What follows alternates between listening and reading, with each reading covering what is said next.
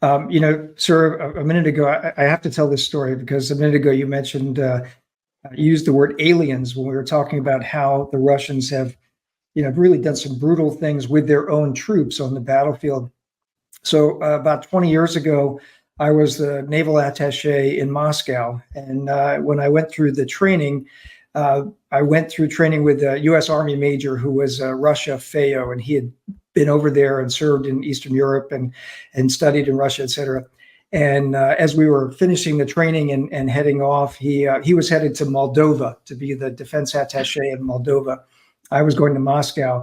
And, Rick, it's been great working with you and training with you, et cetera. And he goes, hey, you'll do fine. Just remember one thing. And I said, okay, one thing.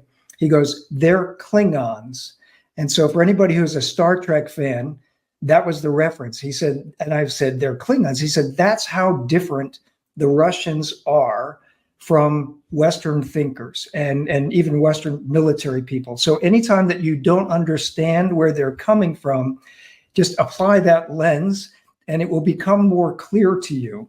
And I had to laugh a number of times when I would have conversations with Russians they would describe something and I would go, well, that doesn't make any sense. Oh, no, now it makes sense. I'm remembering what Major Reno told me, which was brilliant. But exactly, you're going to put some of your criminals on amphetamines and put them at the front lines and tell them to go, charge forward until they make contact. And that's your probing, your scouting.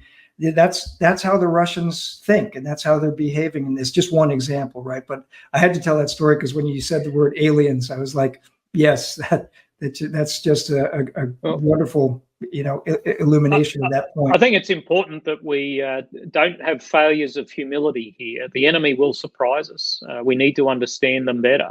Yeah. In fact, all those alien movies from the 50s, 60s, and 70s really were metaphors for Reds under the bed and the threat posed by the Soviet Union. So we've kind of been here before, but we really do need to invest in understanding Russian and Chinese thinking better. Now, there's a lot of, EUCOM and Indo-PACOM are doing that, and, they're doing some amazing, remarkable thinking. But I think collectively as nations, we probably need to do better at understanding these countries better.